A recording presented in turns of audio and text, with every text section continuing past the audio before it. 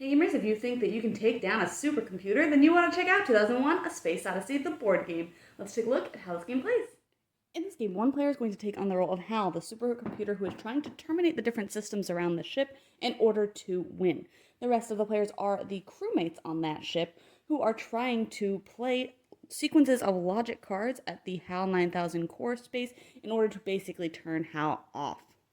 Players are going to start with 2 cards in their hand if they are crewmates, and they have a couple of different cards that they can start with or draw throughout the game as well. Recover will let them take things out of the discard pile, which may be important for them to get the cards that they need. Cancel will let them cancel some of Hal's cards that are in front of its system there. There will be different kinds of repairs, so this one will repair the blue system that is up there. This will let them open doors that Hal has closed, and ultimately they are trying to get these logic cards in sequences, so I could get an 8, 9, 10, a 9, 10, 11, 10, 11, 12, and there are other cards in there as well, of course, 1 to 12, and they're trying to play those again at the HAL 9000 core in order to first start dwindling down Hal's hand, but eventually when the third one is played, they will win the game. As you can see, Hal does start with a little screen here and does have 3 cards that are visible to the players, which again will help them play those cancel cards and maybe get rid of some of those cards there for Hal.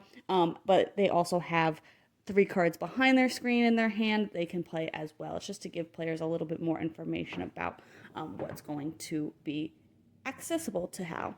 On their turn, crew members will be able to move around the board. That's the first thing that they're allowed to do, and go to the different spaces. If they're in certain system spaces that have some of these malfunctions on them, and they have the correct repair cards, then they will be able to discard those.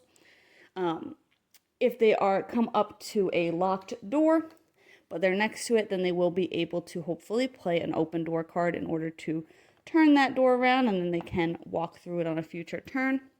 Only one player can ever be in the pod life support system at once, and they can only repair this system or, again, move out of there. Only certain spots will let players draw, so they want to make sure to time that properly in order to be able to get more cards that they need.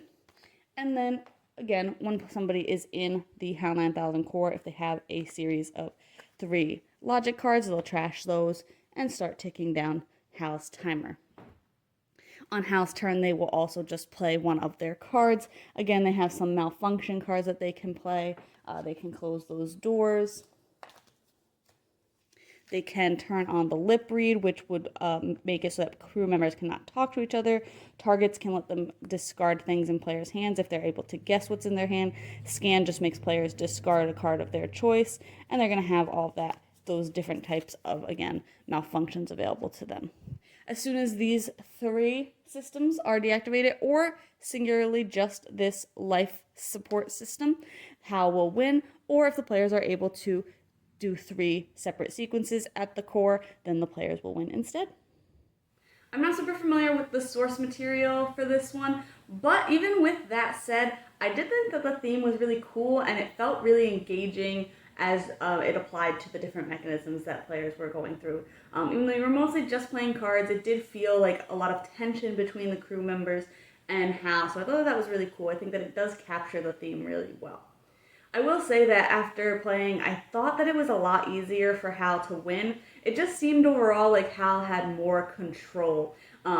They go after every player's turn, but ultimately that equals equal turns for both teams, essentially, so I didn't really have a problem with how often Hal went, but I did, like I said, just thought that they had more control because they had more private information, because they had those cards in their hand that no one could see, and while the players all have a private hand as well, if they talk about anything like, oh, I'm going to need logic card 8, that gives Hal a lot of information because now they know that they probably have 9 or 7, so he can use those target cards to get rid of those things that players have. So players have to have a lot of like card counting and know, okay, Hal's played both their targets, so we only have a certain amount of turns before a shuffle where we can kind of freely talk about things and hopefully get to the core and play one of those sequences. It is really tricky for the players. I think that there's just a little bit more of a learning curve there.